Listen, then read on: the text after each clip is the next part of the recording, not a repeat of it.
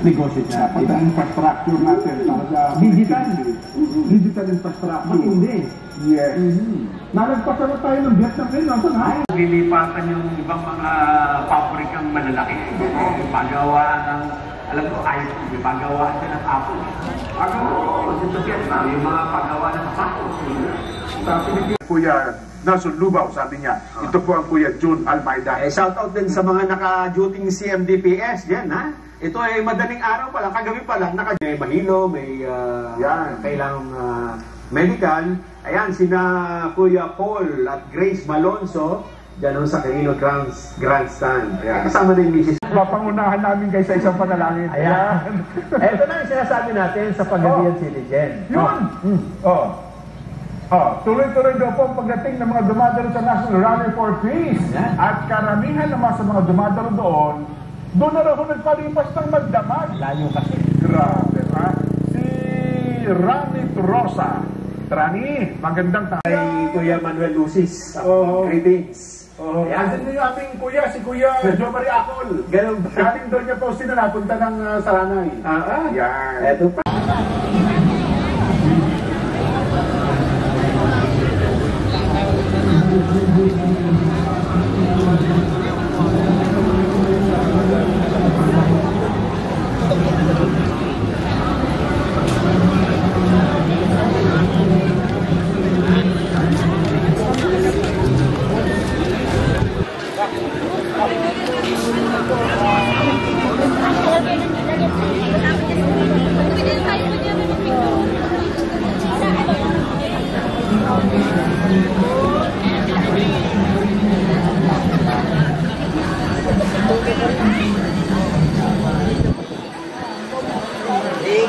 Hihingi kami sana.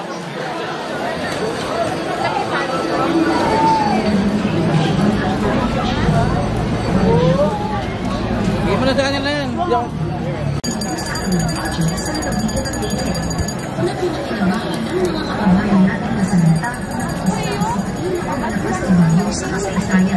Ang super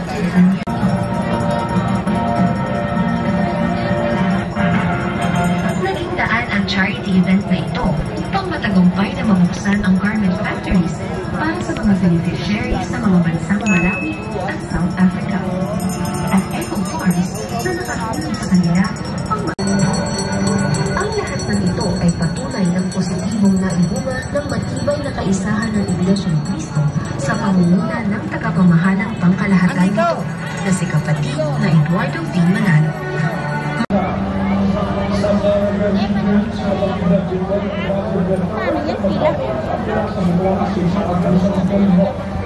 Dito tayo sa banda rito sa gilid.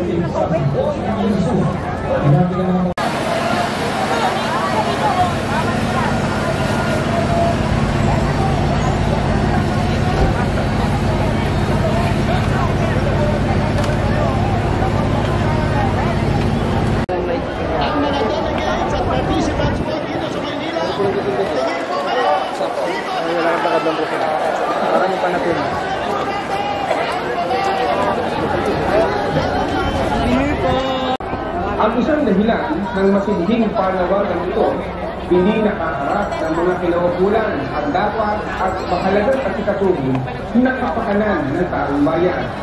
Tulad ng isang tendera mula ng Ilocos, narito ang panayam namin sa kanya. Kasi mura yung mangga. Kuha namin 20 isang kilo. Bali, mahal. 120, 1 isang kilo. Pati yung anak ko, pinapaaral ko po sila. Kaya ganito ang buhay namin, titinda lang ng mangga. Ganyan din ang saloobin ng marami nating kababayan. Sila ang unahin ng mga nanunungkulan sa bayan at hindi ang mga bagay na wala namang pakinabang sa maraming tao.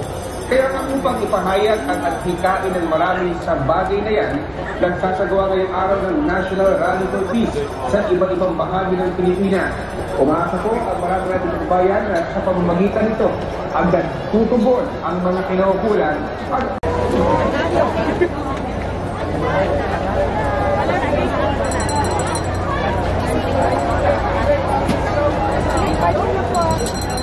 Oh!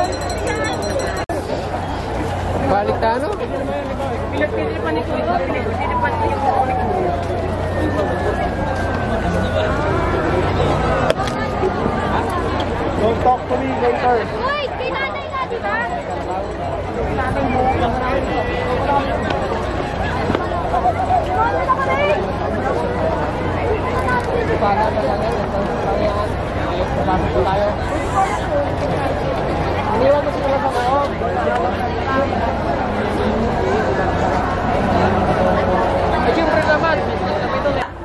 Yung pala yung Philippines nandoon sa pinakamababa. So dapat yun ang unahin mo na, bigyan mo na ng solusyon. Ano ang pwedeng gawin? Although the teachers, the Department of Education,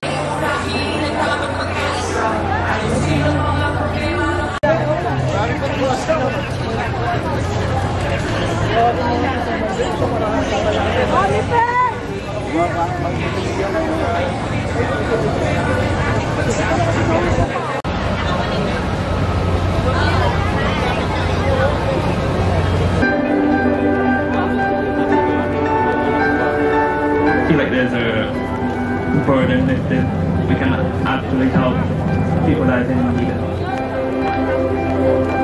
I get to help the people that I know and that I truly care about.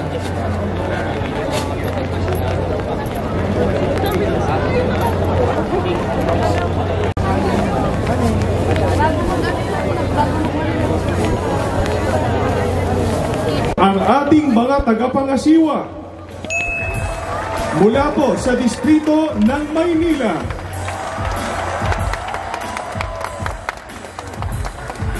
distrito ng Rizal East, distrito ng Rizal, distrito ng Pampanga East, distrito ng Palayan City, Nueva Ecija, distrito ng Mamburao, Mindoro Occidental,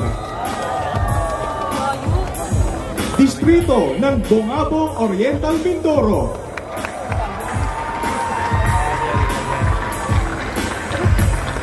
distrito ng San Jose, Mindoro Occidental,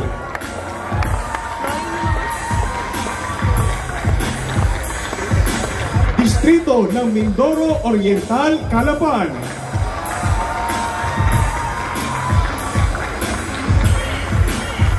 muli po, palakpakan po natin ang ating mga tagapangasiwa.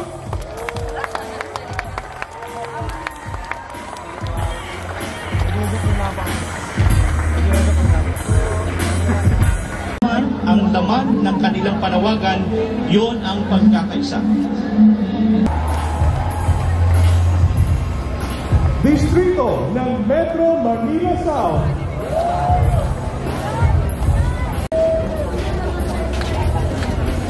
at distrito ng Bulacan West.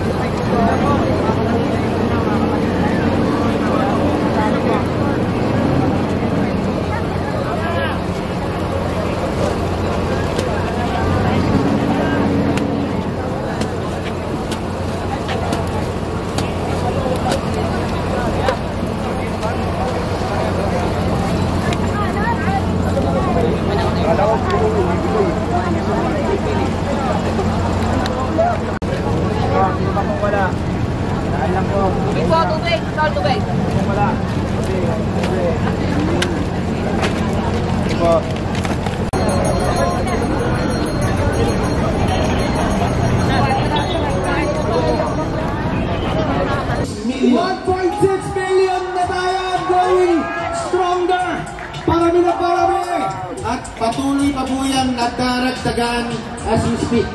Yes po. Kaya mahalaga po, importante po na tayo po mamaya itotodo na natin ito. Ang ating panawagan dyan sa naman ng alas 4 ng hapon. Ha? Wala pong halos na. Ito. Ay, pag-remind din po natin ang ating mga kababayan na sundin.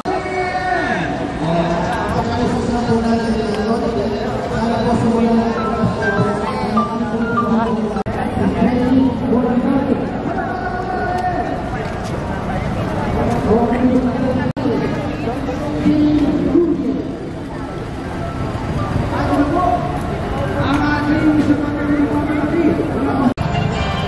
may...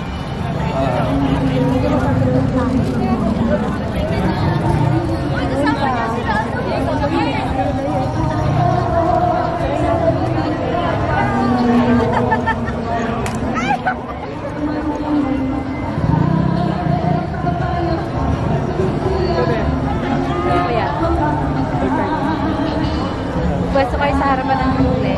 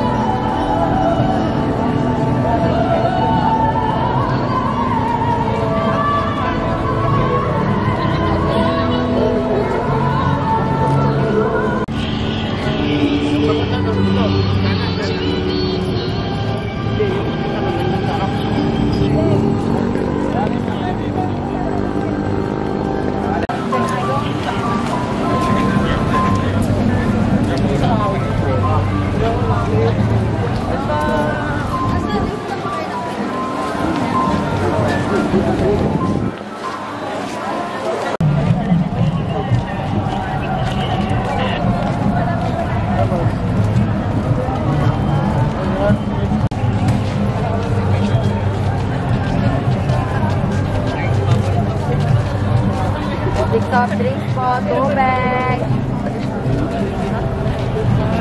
Soft drinks, tubig.